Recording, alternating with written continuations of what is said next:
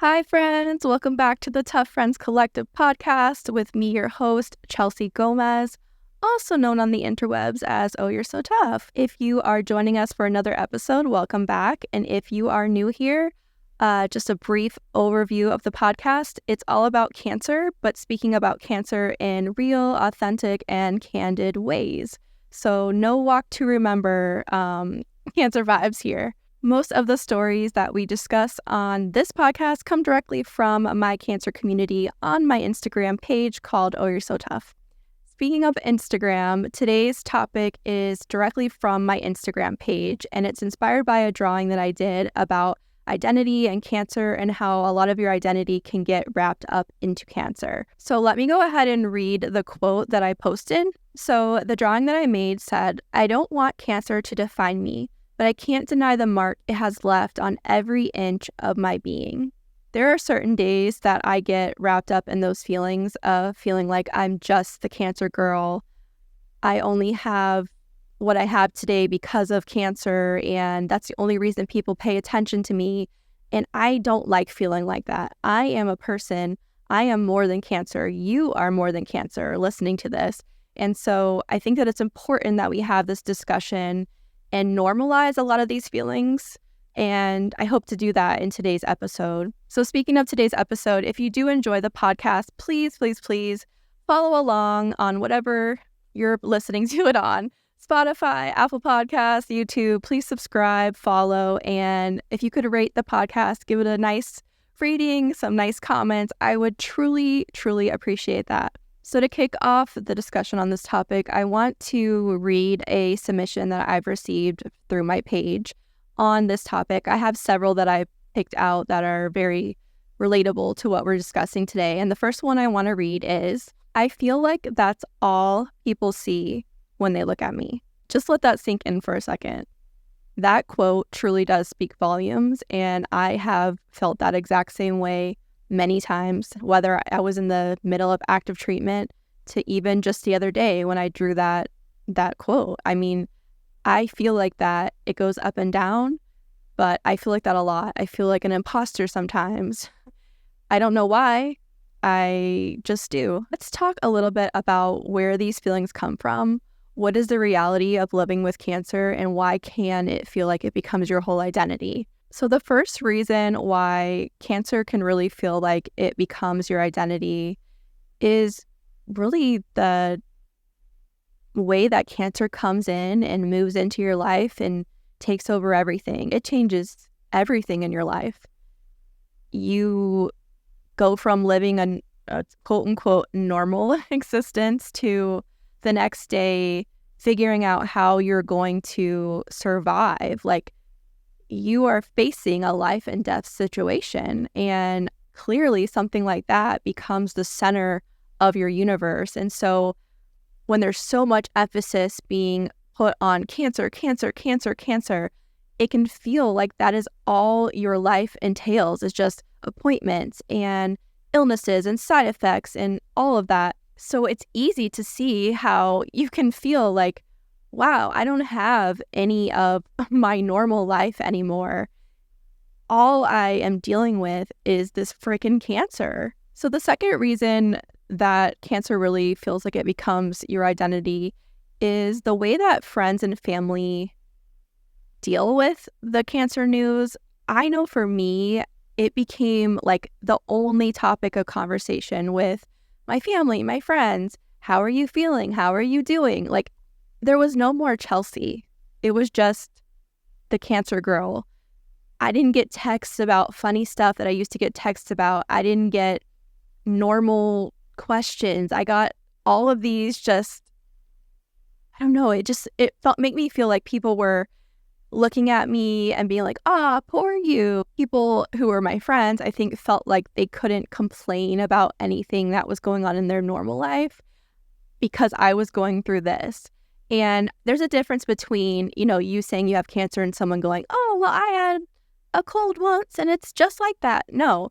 But if you are my friend, I still want to hear from you and still want to be treated like I was treated the day before I got sick. Like, I want to hear about your boss, your coworkers. Like, I want to have normal conversations with you that aren't all about cancer.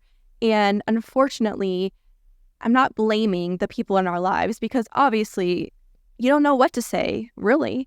And so in this podcast, I hope that we can help you know what to say. But, people don't know what to say. And it just makes it feel like everyone is tiptoeing around you and you don't feel like yourself. You just feel like somebody is just like, oh, is she okay? Is she fine? Oh, are you all right? It's like, girl, let's joke around. Let's talk. Let's talk about anything but cancer. My whole freaking life is cancer right now.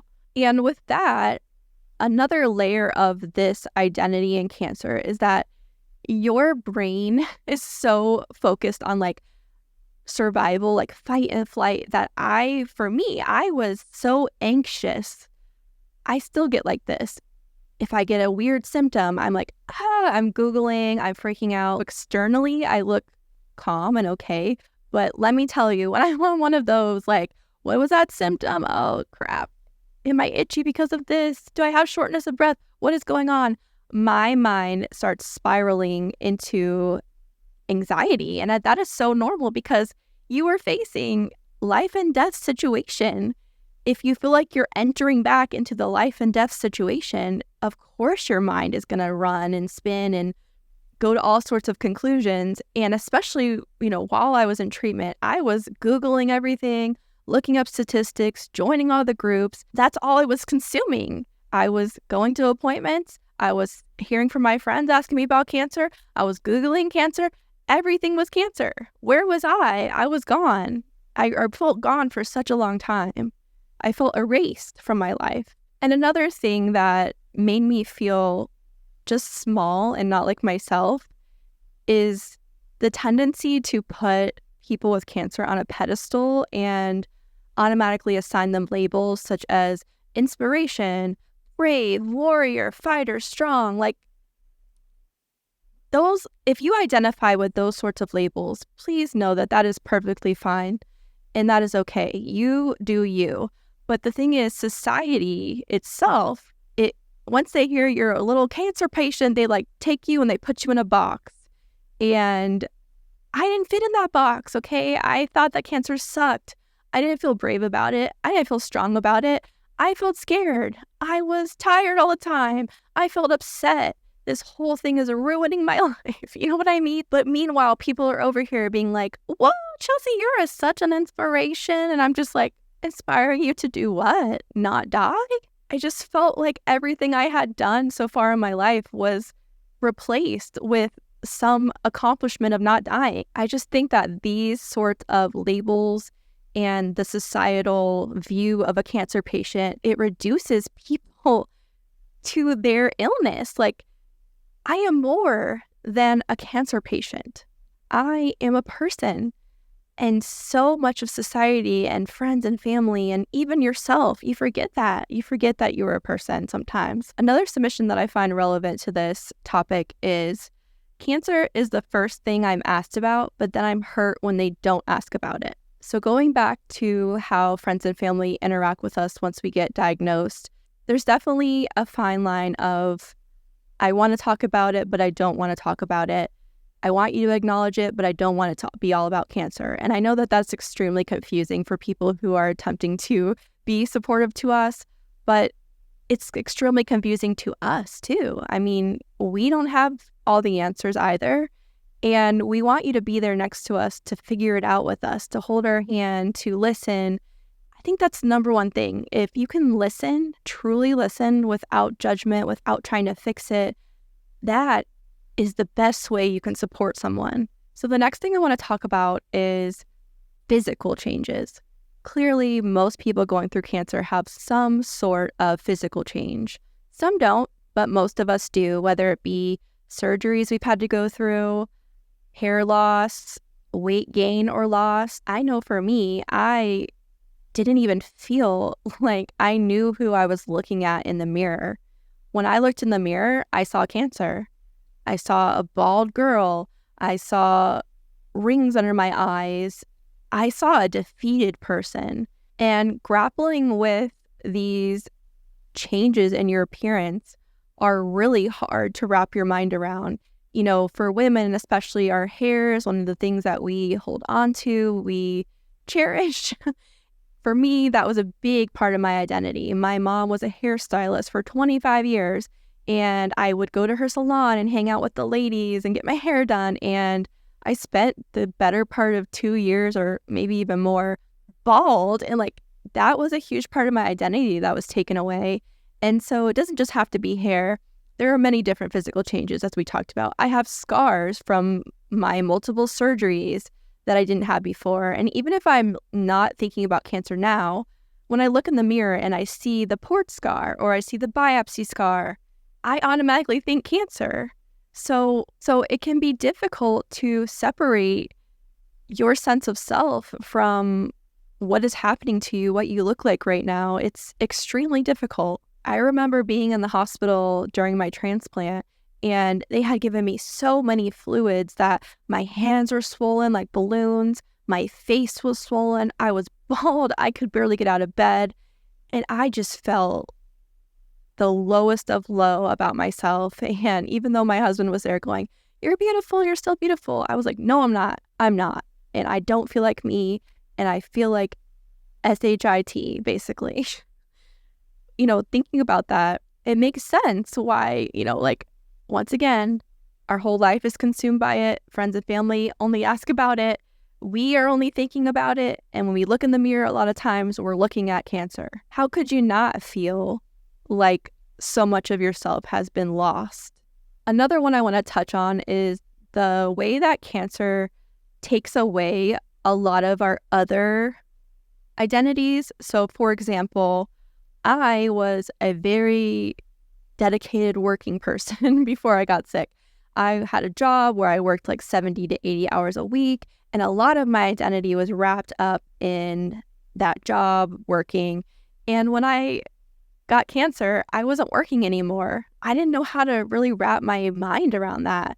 I had worked my whole life, basically. I was one of those eldest daughter kids who worked little odd babysitting jobs, and I got a job at Old Navy, and then I got another job and a job and a job and a job. I've always had a job. So when I was sitting there at home going through treatment, it's dumb of me to think this, but I did. I thought, I'm a loser. I'm not bringing in any money. I'm sitting on the couch. I didn't reconcile in my head that I'm literally fighting for my life. I thought I was a loser. I felt like a loser. And for many of us, our identities are wrapped up in our career or our school. And when we suddenly don't have that anymore, it can feel like you're just floating there in space. Like, who am I now? What am I doing? What is happening? And for many of us who went through cancer treatment during the pandemic, especially, we couldn't go anywhere. Social activities were gone. There was nothing to do but sit there and think about cancer. For me, especially, I felt that way. And that's how I turned to art, is I had nowhere else to turn. There was nowhere I could go. There was nobody to talk to about it. I just had my thoughts, me, and my iPad to have a place to sort out, who am I now? What am I doing? What do I want with my life? What is me? What is the cancer? How do I make sense of this? It has taken me years to unwrap the fight or flight mentality from my head and my identity and cancer and kind of unwrap them. And I'm still working on it. I mean, like I said, I drew that quote even this week because I had these weird feelings of just feeling like a imposter. I want to read one submission to you on this topic. It says, "I pushed myself to work all through chemo because I needed my identity to be more than cancer." And if that is something that you did as well or are doing, that is completely valid. You cope how you feel best coping. I can understand that. If I physically could have worked, I probably would have tried to. And I know one person at least that runs their own shop, and they were in the hospital getting their transplant and fulfilling orders from their Etsy shop. Personally, I could have never done that, having a transplant. But this is what made that person get through it. They had something to focus on. So as I mentioned, I have spent a lot of time working through these feelings. As I just said, they're not all resolved, but I want to talk about a few ways that, besides drawing, that has helped me unravel a lot of this identity stuff, because I know that it's not easy. And one of the major ones is truly therapy. I know maybe it's cliche at this point to say therapy to people, but therapy has helped me so much to understand myself and who I am without the cancer label. I know it's not always easy to say go to therapy. It's not always possible, but if you can, I think that's an investment in yourself that you will never, never regret. One of the most healing things for me outside of therapy has been finding a community of people who get it. And while I was going through treatment, all I wanted was to see another young person at the cancer center. I just wish that I could have at least one person who understood what it was like to live this reality. Because when you're with cancer friends, you're not having to explain your feelings. People just get it. There's so much that you don't have to say out loud that is so healing. Just to be able to be seen, to be heard, to be truly, truly heard, that can make such a difference. That is one reason why on my page I have tried to connect people whenever possible, because I know the difference that you don't even need a whole community. If you could just have that one cancer friend that can commiserate with you and talk about the feelings, it is just so healing. It really, really is. So as I said, I turned to art as a way to kind of heal from this experience and unravel my identity from cancer. But it's not just all about doing art or writing poetry or doing yoga. You just need to rediscover what makes you happy inside. In the last episode, I talked about how I feel more like myself than ever. And that is because I have taken the time to get back to who I was at my core. And when you rediscover and meet that person who you are on the inside and really get down to that little inner child and help them heal and, listen to them and listen to your heart on what you want from life, it does make a difference. It helps you come back to yourself. Another thing that has really helped me heal is being a help to others in this community. Now, you do not have to be open with people about your diagnosis. You don't have to be a mentor for anyone. It is not a requirement.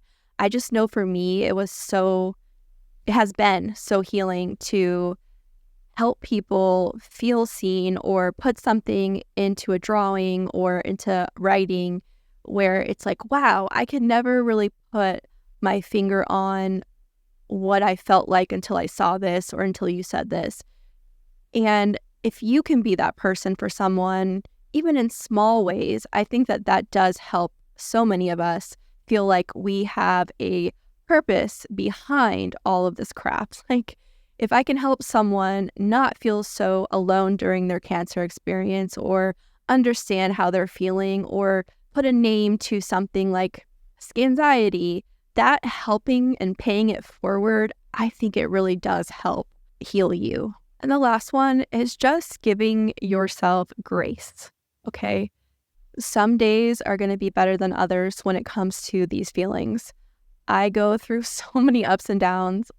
Like I said, even though I'm this many years out of treatment, there are some days when cancer is top of mind for me and other days when it's not. And that is okay. I don't think there's any sort of timeline on healing from this sort of thing. I don't think that I'll ever truly be fully healed or forget about cancer or look in the mirror and not see those scars and think back. But I know that giving myself grace and a place to talk about these things and safe people to talk about them with is so important. You really just have to give yourself space to feel what you feel, even if what you feel is hard or people don't understand or people are telling you to get over it. No, I'm not just going to get over it. We are allowed to feel how we feel. It is valid. And if we just pretend that these feelings don't exist, that is the opposite of starting to heal. The total opposite. So if you have people in your life like that who are telling you, move on, get over it, it was this long ago. No, I am not going to get over it. I am not going to stop talking about it. This happened to me, and this is my experience. It is not anyone else's. So if you need to tell them what's up, that is justified. And I just want to mention before I go, in line with giving yourself grace, letting yourself feel all the feels. Celebrate things. Celebrate the little things, the little steps, the big steps, the little steps, everything you do. Celebrate these wins because it is so important to give yourself credit for all of the hard work you're doing. Like, I am so proud of you if you go to therapy or if you set a boundary or if you write a poem or you talk about it or whatever you do. I'm proud of you. Be proud of yourself. Give yourself credit. Go get some cake. Go get some ice cream. Treat yourself. Genuinely, please give yourself that credit. It is so hard to do that. I know. I am the worst person with that. I'm like, well, I didn't do anything. But you know what? I'm going to start giving myself a little bit more recognition, some flowers, and really celebrating how far I've come when it feels so overwhelming and that everything is cancer. I need to really learn how to step back and just say, no, I am this person with this opportunity and this life because of who I am, not because of cancer. I am this person in spite of cancer, okay? Cancer is not the reason that you are special. You are special because of your heart, and it's so hard to remember that sometimes, I know. Okay, so I am going to wrap up the episode here. I hope that you felt seen by this episode. I hope that it helped kind of untangle some of those feelings that we have. Obviously, there's no one-size-fits-all approach to dealing with this. It can be, and it will be for me at least, a lifelong ebb and flow. And just know that you are more than cancer. You are you. You are special. You are lovely. You are wonderful. And yeah, I just wish I could give you a hug. So take this as a virtual hug from me to you. And we're in this together. We'll figure it out together. We'll laugh. We'll cry. We'll do all the things together. You're not alone. And I will see you guys in the next one. Thanks for tuning in. Bye, guys.